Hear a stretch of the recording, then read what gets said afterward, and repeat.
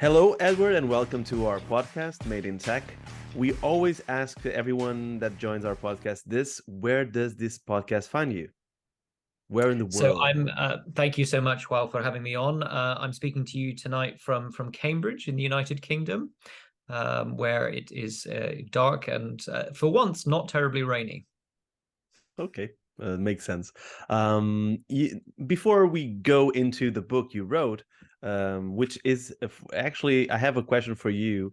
That it has a different title in Portuguese from English, but we will get there. Before that, let me ask you a bit of your background. For those who don't know, who is Edward Wilson Lee? Given that you were born in Africa, right? So, So I wasn't born in Africa. I was oh, actually born in the United States. My father is American, my mother's British, but I moved at a very young age. you were At an brought age, up. That's the yep. right word there. You were brought up Yeah, in so Kenya. I moved to Kenya, where I grew up for my childhood until I was 12, and then I went to school in Switzerland. And after various other stages of moving around for education and travel when I was young, I've ended up settling in Cambridge in the United Kingdom, where I teach at the University of Cambridge. I specialize in Renaissance literature. So that's a short version of my background.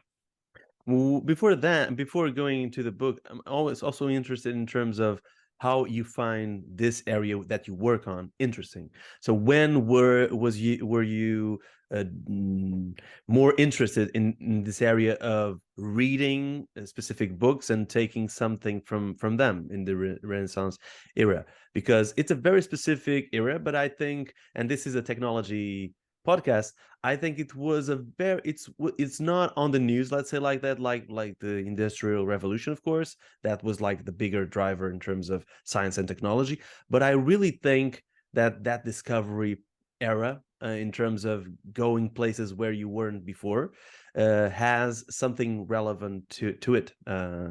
So when were you interested in the area, really? So I was always a very bookish child. I always had my nose stuck in a book. My parents are both wildlife conservationists, so I spent much of my childhood off on safari, in some of the most beautiful places on earth, looking at wild animals. But quite often I would have my nose stuck in a book, and that's something that I suppose has continued to interest me about reading books in unexpected places and how that changes what you read.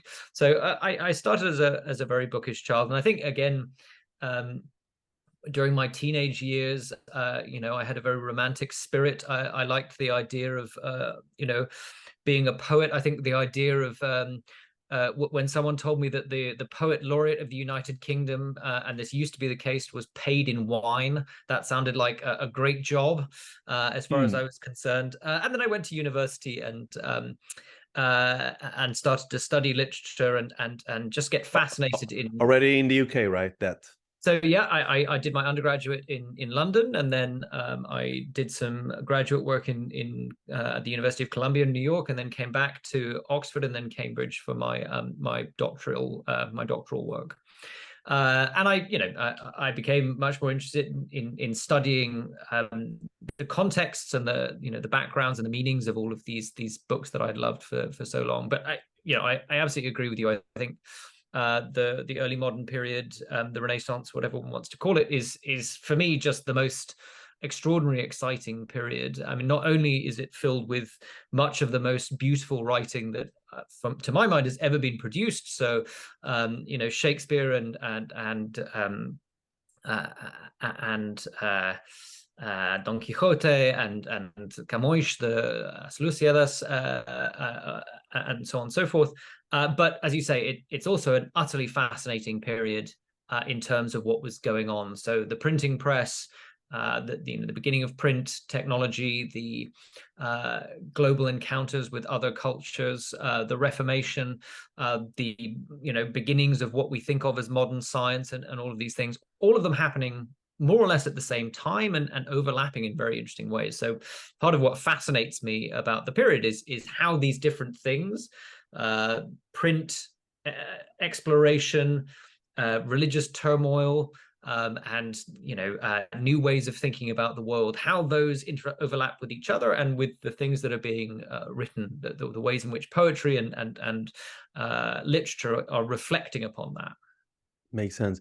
In your work, really, and not specifically about Portugal, but in more general in that area, did you find interesting? I find interesting that first there was someone had a lot of professions. You could be like a scientist of sorts, but never just a scientist. You were a poet. You did different things. You have in Italy, we have a lot of examples like this in terms of artistry, like Leonardo da Vinci and others. They were like inventors, but also artists. So the arts and the creative part was very much connected to science to make something, build something, really. Yep. Did you find in all of your time working in this topic, someone more interesting or a story more compelling in that specific time? Yeah, Period? absolutely. So, I mean, Renaissance polymaths, these people who are brilliant and at the forefront of various different things are really very much at the center of my work. So, Damião de Góis, who's in this book, is something of a polymath, and we'll come and talk about him later. But my last book was which is called the Catalogue of Shipwrecked Books, was about this extraordinary figure, Hernando Colón, who is the hijo natural, the bastard son of Christopher Columbus, the explorer, and who is this extraordinary polymathic figure. He was central to the development of modern maps, and he was the first biographer of his father, he started a dictionary of the Latin language and a geographical encyclopedia of Spain. But his main project, which he intended to rival his father's project, of circumnavigating the world, because of course Columbus never wanted to find America. He wanted to sail around the world to China and India and end up in the Holy Land, right? Hernando, his son, had a similar project. He wanted to build a universal library that would have every book in the world in it, right? So he was very much a polymathic figure, and I think he was also extraordinary in that his library, unlike almost every other library at the time, recognized the importance of print, how print was going to change the world. So he directed the people, he himself bought print books before anything else and directed his librarians to buy print books rather than manuscripts and things like that. So his story is very much one about being a polymath, being an expert in lots of different things. But it's also about the ways in which the exponential rise in available information during print is deeply intertwined with this obsession with polymathy. I think to a certain extent, the idea of a world in which one person could know everything is always to a certain extent something that is a kind of fantasy, very, very important to our age, where we feel that there's so much information, and that the world, the knowledge of the world has been split into so many disciplines that are kept separate from each other, that the idea that there might be someone who understands all of it is something that sounds truly miraculous to us. So I think Hernando Colón is a kind of interesting figure in this regard, in that he, similarly, I think, in the face of print, wanted to imagine a world, wanted to create a world in which one person, standing in the center of a universal library with these catalogs of the library that he developed to try and navigate them, which were kind of like the Google algorithms of the day, imagined a world in which one person could have all of the information at their fingertips. So in that all sense, the knowledge. Yeah, absolutely. He's very much a forerunner of the internet, and the idea that a search algorithm should, at least technically, put all the information of the world at your fingertips. Whether or not it does that is an open question. But it's pretty much interesting to me in terms of history, looking today, like being informed, something like Wikipedia, like something amazing. Really, we had like a full episode only about the 20 years of Wikipedia, because someone in Africa can have access to so many information just with Wikipedia. So things like that really important. But having a sense of that started that at that time, printing, of sharing the word in something that was printed and could be travel the world, could be reproduced. That collaboration is in the basis of science, of building something from previous generations. Of course, it comes from spreading the word. Your parents would spread knowledge with you, or grandfather, or something like that. But it's a more global version of this, sharing the word, and that enables science, technology, making something better, in a sense, which I found really interesting. And yeah, I mean, I would say so.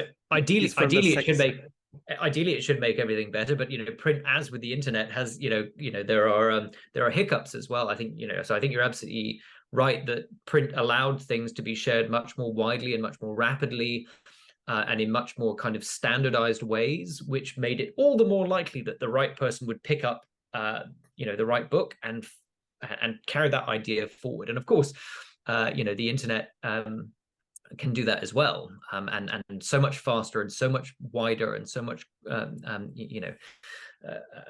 so much a bigger scale. And yet print and the internet, quite often there are tools that are not always used for that have kind of misuses as well. Completely. Humans will be humans, in a sense, in terms of the social interaction they need, the assimilations they need. But going back a little bit to setting up also the book, you chose two characters, in this case, real world characters that have their own flaws. But they are intertwined, in a sense, to the Portuguese history. In those times.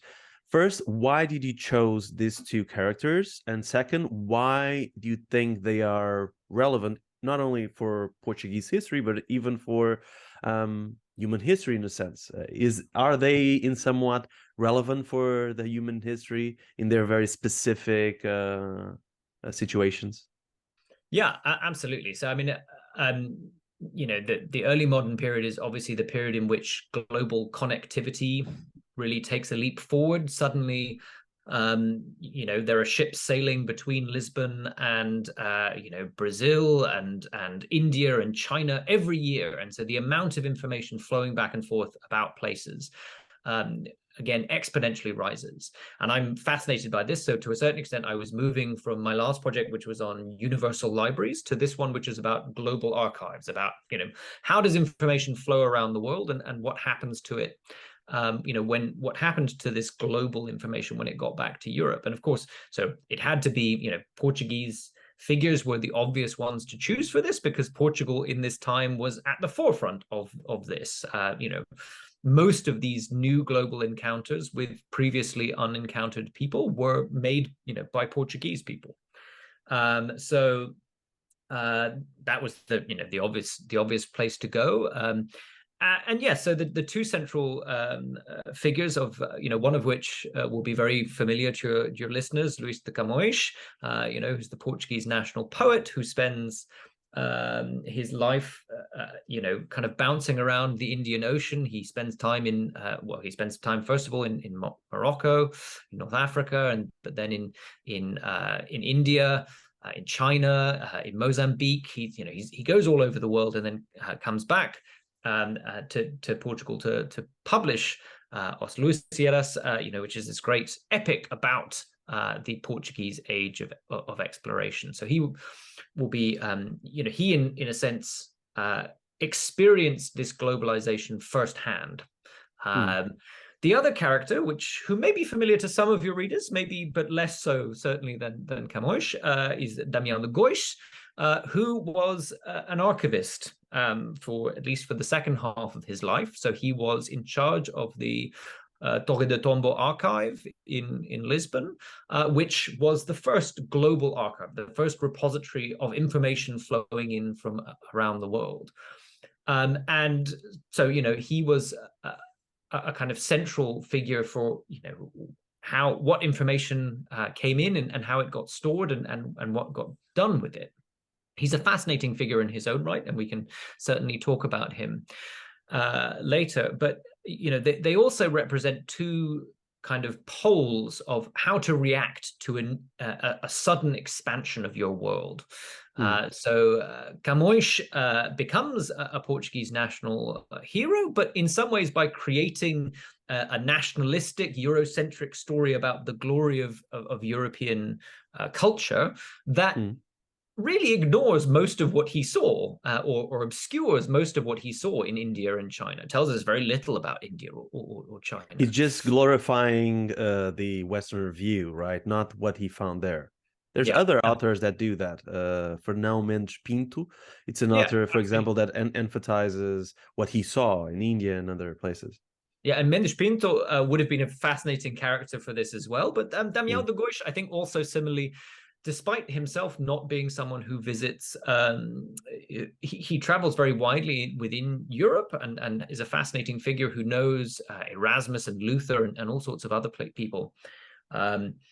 But he, despite not going to India and China and various other places, he's someone who in his histories of the Portuguese explorations, which he writes, is immensely open to what the rest of the world has to offer. And his chronicles about the Portuguese kings are filled with stories about, or information about, India and Ethiopia and Madagascar and China and Japan and so on and so forth. And so he's a kind of an opposing pole to how Camões reacts to this experience of globalization.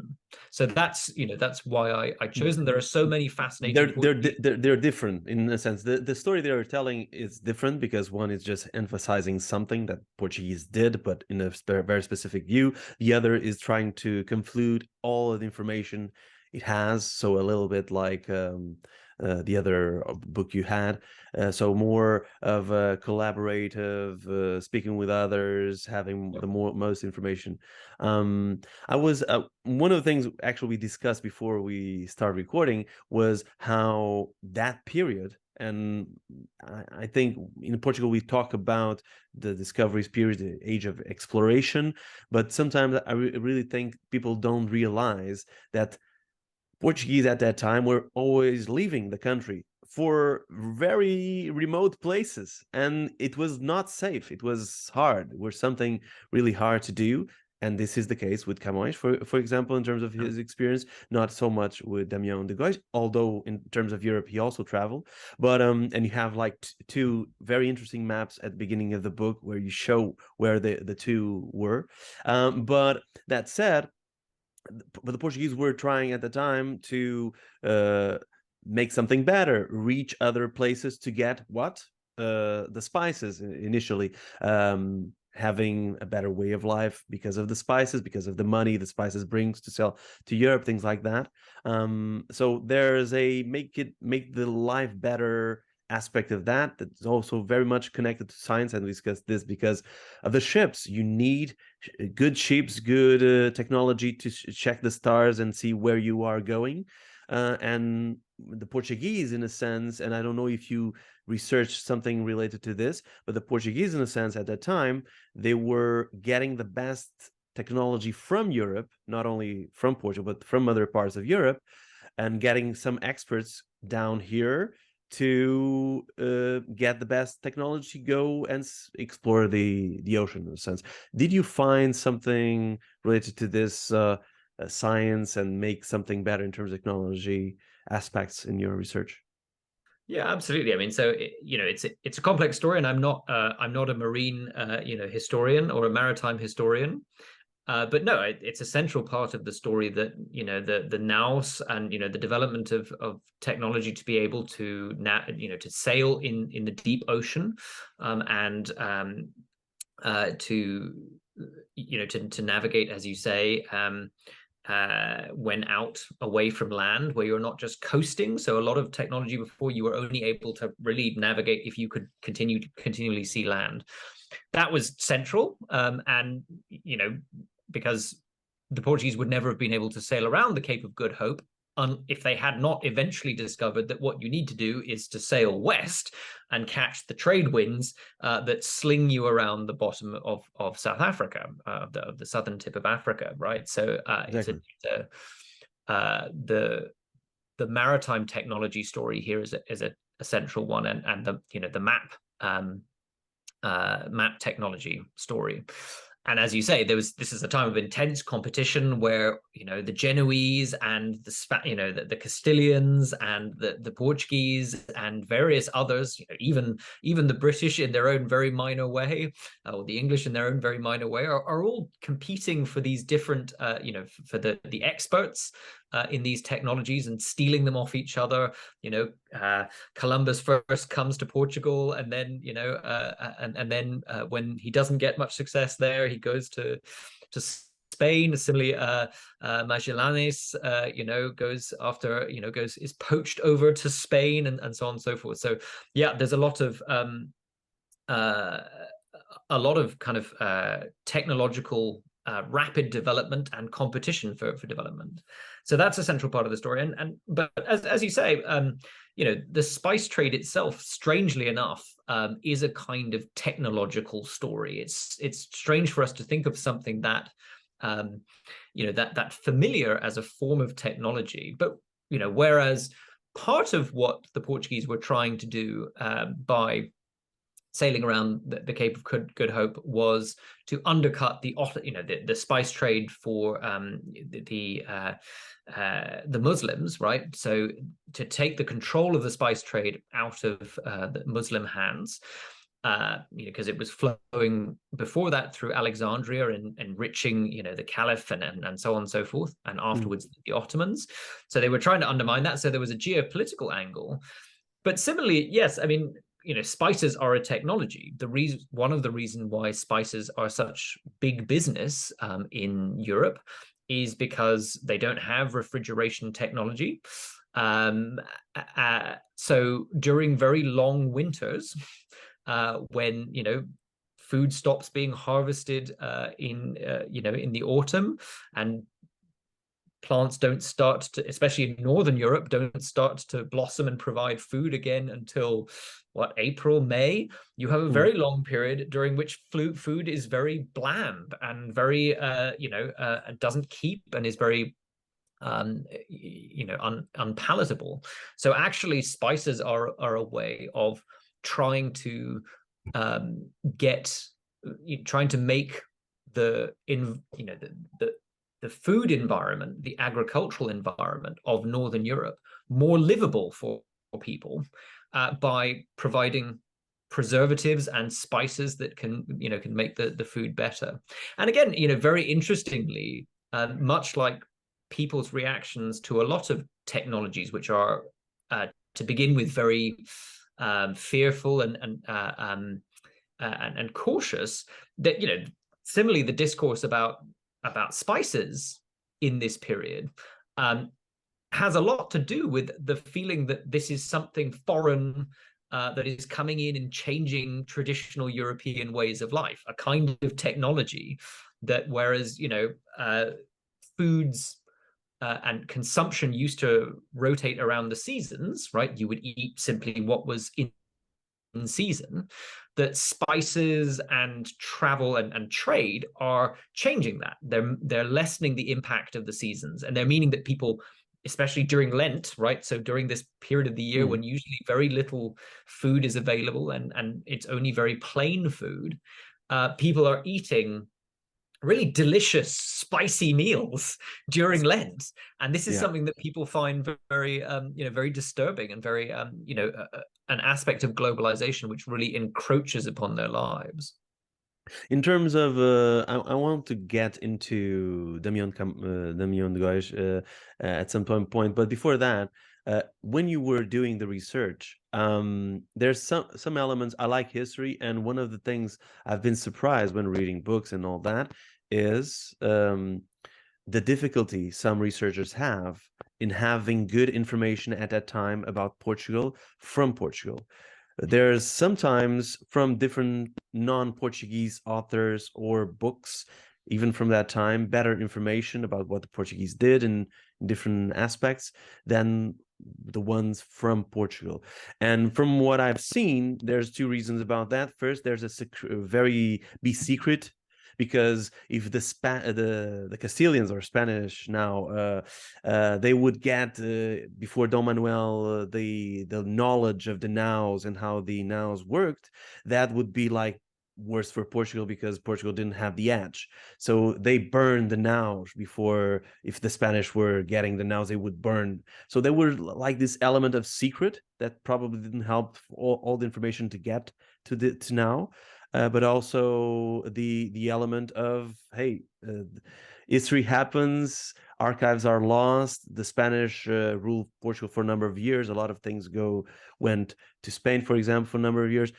There's also that to play. When you were researching, I don't know if you found like really good information from Portugal directly, because Arquivo de Tombo, but also from other non-Portuguese authors or papers, or what do you think? Yeah, I think you're right. It's a very interesting part of both the original story and the story of researching this today. So you're right. There's something that's often referred to as the conspiracy of silence by scholars, which was this this doctrine of not sharing information about what had been seen in the wider world, and that meant that a lot of these things were kept very secret. Reports from other countries, reports from around the world. And of course, as you say, because of the history of the Portuguese archives, which were, some of which were taken to Spain, some of which were destroyed, a lot of which were destroyed in the earthquake in 1755. Much of that was lost. Though Damião is a kind of hero in a way of this story, in that he was, although he wasn't supposed to, he was secretly sharing information about the world. Both he was sharing it in his histories, but he was also sending out documents that he possibly shouldn't have, which were then published in Italy and so on and so forth. So part of that is about, about this historic question of secrecy and what is allowed out, and that means, and also about the freedom to publish in various countries. So some things that Damião could not publish in Portugal were published elsewhere, and so on and so forth. But yes, I mean, and in terms of researching it, I spent lots of time at the Torre do Tombo archive and the Biblioteca da Ajuda, and reading lots of wonderful Portuguese scholarship on this. Obviously, because this is a Portuguese story, the Portuguese archives are the materials in the Portuguese archives are better known. The things that I did find often were in archives in Rome or in Antwerp or elsewhere, simply because if you're looking for Portuguese history, you go to Portugal, and so that the archives are much better researched. I found a few interesting new things in the Portuguese archives, but yes, part of this is again a question of if you are. In the past, histories have tended to be very focused on national stories, and therefore stories about Portugal, the documents in Portugal, tend to be reasonably well researched. The same with stories about France and documents in France, or stories about Italy and documents in Italy. It's local. Whereas actually, the world at that time was a very cosmopolitan world, and so often you can find things that haven't been discovered in archives outside of the country with which the history is traditionally associated. That's really interesting.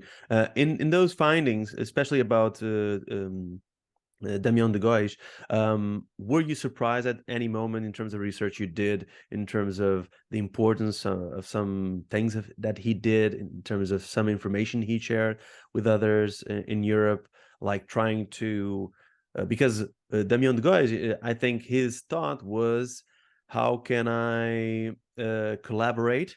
How can I make this history known, make things better in a sense too? What drove him, and what interesting things you found about him and about what he shared? Yeah, I mean, maybe I should just give a quick overview of him for the readers of yours who are not that familiar with Damião de Góis. He's an utterly fascinating figure, and really, he is someone that I fell in love with when researching this. So, as we've said, he spent his second half of his life overseeing the Torre do Tombo archive and writing these crónicas, of the Portuguese kings, primarily of King Manuel.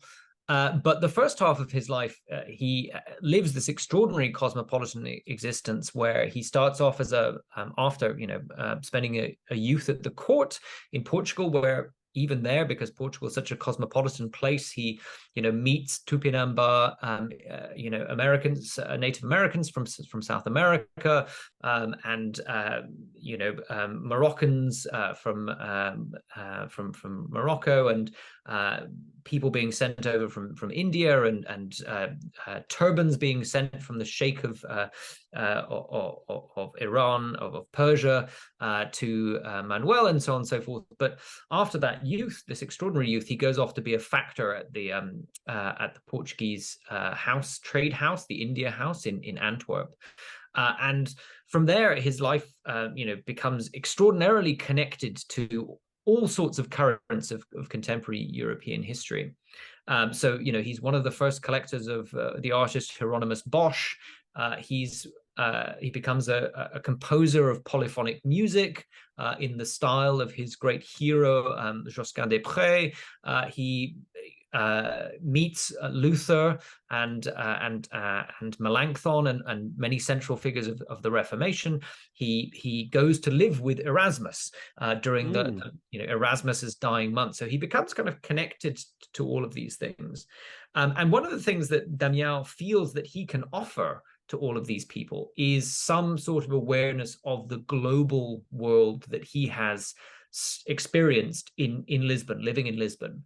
And so from an early stage, he starts publicizing to a wider European audience things about, to begin with, Ethiopia, right? So he at a very early age, he meets an emissary from Ethiopia, and he translates letters from this emissary about the Ethiopian church and Ethiopian life, which is culture, right?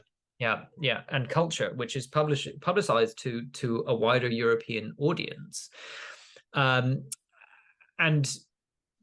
he publishes things about India and about Northern Europe. He meets, again, about the Scandinavian cultures. He meets people who are interested in that. He becomes fascinated in that and takes that on as a kind of personal interest of his own. So he's clearly someone who's fascinated with all of the cultures with which Europe is coming into contact, and someone who's in a sense very confused why more people aren't interested in this, and tries to get it more widely known.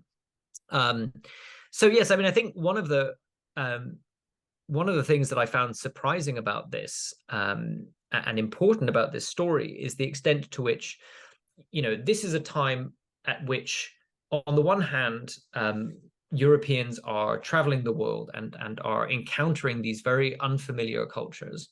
And on the other hand, there are these other things going on to do with the Reformation and the development of modern science and so on and so forth. But these two things are always thought of as very separate, right? So the Reformation and the drive to modernity and so on and so forth, and science, these are European stories. And then there are these other places that Europe visits. And I think that's Damião is a figure who connects these two things and shows that actually that's not true, that in some ways, some of the conversations that they were having about science and about religion and so on and so forth were prompted by these places that they had visited and these new things that they had seen. So I think that's a kind of fascinating thing about Damião's story. I really like that global perspective. There's a book written by an Englishman, actually, called Portugal, the Global Village, the Start of the Global Village, something like that. I forgot the name. I have it somewhere. I read like 15 years ago, and it was fascinating for me, a Portuguese, reading an Englishman writing about the history of Portugal in all sorts of ways, but fascinated in a sense, but also trying to give this sense of it's a small country, but it was because it didn't like the Castilians or Spanish project to the sea, and because of that, more open. Even now, I think we have because we're a small country, we're open a little bit like the Dutch, the Netherlands, in the Netherlands, also that perspective, small country, open to other cultures. They have to, in a sense. And originally, of course, the English, who were a small, unimportant Of culture, course, and that's true. Yeah, therefore, had to be, and in some in ways, one island. yeah, were just an island off France, and was for much of its history a kind of a remote province of France, Exactly. and so the English, in order to be um in order to have something to add to the world, were very open and outward facing, and because of their connection to the sea, like the Portuguese, very Exactly. cosmopolitan. Of course, the world has changed, and in some ways, the English are much less a very insular people now. And again, part of the intention of writing books like these is to try and change that. But yes. About Damião de Góis, I'm interested in trying to understand a bit uh, his what drove him at that time. Because, for example, Erasmus was a humanist, but also connected to the Catholic Church for obvious reasons. Most of people were connected to the Catholic Church at that time. But what drove him in terms of sharing the word, of putting his knowledge that the Portuguese gathered, and Lisbon was like this cosmopolitan city, to the test, and sharing that other cultures experience. What drove him, in a sense, that you saw there when he was there connecting with all these important people in Europe? Yeah, I mean, I think Damião, he's just an utterly fascinating figure, It and he's wasn't like, religion, right? It wasn't religion for him. I mean, so like everyone at the time, he was, he was a a religious person. He had religious convictions. Again, this is part of the story we haven't talked about. In the end, obviously, the Inquisition decided that his religious convictions were not what they should be. Exactly. Uh, and I think he was he had a very different reaction to many people to these new connections across the world, in that he saw similarities where other people saw differences, and wanted to emphasize how other people were wrong, and this should, we need to distinguish ourselves from how other people do things, and emphasize what is what is pure in our own way of doing things. Damião saw connections. He saw he thought it was miraculous that the Ethiopians, living all this long way away, despite what he saw as fairly minor differences in the way that they practiced Christianity, had these similar beliefs, and so on and so forth. And even people who weren't Christian, who had things about their lives that were worth learning from and knowing about, and which were interesting. And that was a very different reaction from a lot of people in his day. He was kind of a magpie-like figure. He was just obviously fascinated by the world. So there's this wonderful bit in he writes a guidebook of Lisbon. One of the many things that he writes is a guidebook of Lisbon. And there's a wonderful bit at the beginning of it where he breaks off for many pages to talk about mermen, right? Simply because he's heard these stories about mermen, and he's fascinated with the idea that down around down at the coast, beyond Sintra and places, there are these sightings of mermen, and he goes and he speaks to fishermen, and he speaks to Like a journalist, in a sense. yeah, exactly. And everybody who's had a sighting of a merman, that he wants to speak to them. And I think some people would see this as evidence of kind of being gullible and credulous, or whatever. But if you think about, at the time, they were receiving stories from all over the world about elephants and tigers and giraffes and manatees and all of these things, and who knew, what was out there. And Damião was simply open to it and what the world had to offer. So I think in so many ways he was just a kind of a magpie-like figure who's just fascinated with the world, and wanting to kind of collect things, and that in the end, put him in opposition to a lot of the world, a lot of his world, who saw, who thought that the right reaction to this kind of connection with the world was to close the gates against the barbarian rest of the world, and to emphasize what is different about us from other people, rather than accepting what and building on what is similar. It's quite interesting, and that's more the Inquisition part, right? When things actually, I read about this. It came from Spain or Castile at that time. It was Dom Manuel that initially didn't want, but then it went along. So that changed the perspective. We know in terms of history also that was when the Jews fled Portugal. So in a sense, I think that's the beginning of the end of the Age of Discoveries for Portugal, because they're not that open because of that. That's not a open view. Actually, before Dom Manuel, the kings before, Dom João II and others, they were pretty much open for someone from Europe to come and teach us how to do stuff, or go to other places, other countries, and connect with people, different cultures, right? So I think that changed. Yeah, no, absolutely. I mean, so Damião in the 16th century kind of lives at the watershed, at the turning point of all this. So you're absolutely right. We think of, or we are trained to think of the Renaissance as this great kind of opening up of thought. You're allowed to think anything. But actually, in the 15th, 14th, 15th centuries, people were much more widely read in Arabic philosophy, in Jewish philosophy, and things like this, and the Inquisition and various other things, and various narratives of Eurocentrism actually made people less open to that, and much more focused on only what was produced by people, from Western Europe, from that point on. So yes, I mean, Damião lives in this kind of this turning point where in the first half of the 16th century, when the end of the 15th, beginning of the 16th century, there is a kind of general openness to what all of this means, what these American and Indian and Chinese cultures might have for us. To a certain extent, the Portuguese and others a lot of them delude themselves into thinking that these are going to be miraculous allies against the Muslims. Thinking that the only story in the world is us versus the Christians versus the Muslims, right? That's the only story, and therefore everyone else in the world will neatly fit into one category. Either they are themselves somehow Muslim, or they'll be like us, right? And so partly because of that, but partly also because it was happening so fast. The beginning of the 16th century, there was quite a lot of openness. So Damião is a fantastic example, but there's lots of people.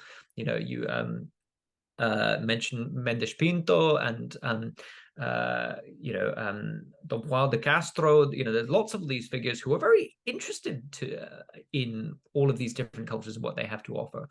But then, yes, around the middle of the 16th century, the 1540s or so, and even more so after the Council of Trent, the curtain comes down, things start to get darker, and the decision is taken that all of these forms of knowledge, Arabic knowledge, Jewish knowledge from other parts of the world is kind of dangerous and threatening, and needs to be stamped out. So yeah, it comes from Rome, right? It comes from the scare of the religion to lose its ground, in a sense, because religion moves everything at that time in terms of Christianity. Yeah, absolutely. So it's driven by the Counter-Reformation to a certain extent, that the fear that half of the church broke away at the Reformation, and what needs to happen in response to this to a certain extent is a tightening of the, a tightening of the screws, a shutting of the gates, and making sure that people are not tempted into heresy and into free thinking and so on and so forth. Yeah, so it's a kind of, and I think it's a good warning for our own period. We've obviously lived through an age of global connectivity and increasing liberalism in some ways, but history shows that's not a one-way process, right? It can turn back, and of course, the last 10 years, or 8 years or so, with the rise of global authoritarianism, shows us that we're not outside that world. We are, and again, if it were to happen again, these Trumps and Orbans and all of these figures are very much produced by a similar reaction to globalization, that the opening of the floodgates of the internet and so on and so forth, and global trade to new kinds of information and the ways in which they shake up economies, make a lot of people be very scared and want to close the gates, and and they are very easily seduced by narratives from someone who says, I can take you back to the way it was. I can take you back to safety. Safety, comfort, security, and national pride, and so on and so forth. So, in many ways, this is very similar to what happened in the 16th century with, authoritarianism and kind of insularity. Then people were frightened by the idea of the openness and the variety of the world, and they chose, in response to that, to enclose themselves within kind of national stories and national institutions. Makes sense. And I really find that fascinating, the history repeating itself, especially because we're all human, and our bodies, our minds aren't that much developed compared to what they were 500 years ago. It's the science, technology, knowledge, shared knowledge, that provides us the cities we live in, the aspects we dealt with. So it's a very human reaction in a sense. But what do you think about what history explains to us from the past to what we live now? It's important to be aware of others in terms of planet, in terms of us living in the planet. What do you think of those lessons from the 16th century to now? Yeah, I mean, I think you're absolutely right. In evolutionary terms, we haven't changed at all. We're the same people. And in some ways, actually, structurally, what we're experiencing is very similar. This is we live in an age of information revolution, and a response to that, which is nationalism and distrust of other people. And I think, I suppose the first thing to say is that there were problems that arose from it last time. In a way, it was all one long road towards world wars, where people were convinced that their own national, their own nationhood was the only at the center of the story, and therefore deserved to conquer the world and to tell everyone what to do. But I think, similarly, we have much more kind of urgent problems than that, in that we live in an age of global problems, whether that's climate change or whether it's global pandemics or whatever. We desperately need cooperation and collaboration on everything from the economy to technology to medicine and so on and so forth. And that is almost impossible if you live in a world where you simply distrust other people, where other people seem to you to be stupid and wrong-headed and to come at things in the wrong way. So, part of the lesson to be learned here is, in order to achieve the collaboration and cooperation that we desperately need, you have to start by trying to take an interest in other people and why they come at the world. Not immediately to think, that's strange, that's different, they must be doing it wrong, but to think, that's strange, that's different, how fascinating. I wonder why they do it like that. I wonder Mm, how they see the world that makes that seem like the right way to do things. mm. Um, and I think that's something that it's very counterintuitive. Obviously, we all assume that our reflexive way of seeing the world is the natural way of seeing the world, but of course it's conditioned by culture and so on and so forth. So trying to think yourself out of that space and trying to see how someone else sees the world and why they act in that way, again, I think is at the center of solving. It's going to be crucial to solving the enormous global challenges that we have at the moment.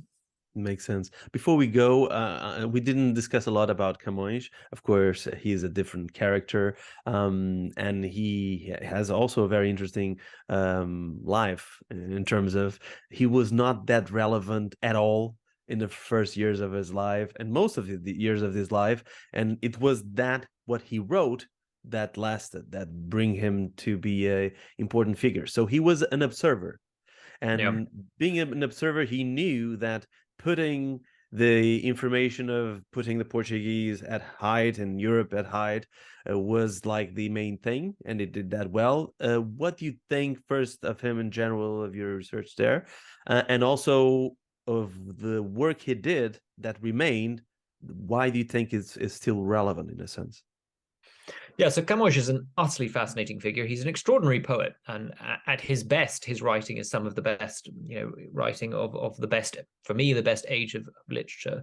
But he's a very complex figure, as you say. He was kind of a failure in many ways in for much of his life. He was constantly, being put in jail and being, bankrupt and having to kind of go from one attempt to make something of his life to another, and constantly failing, and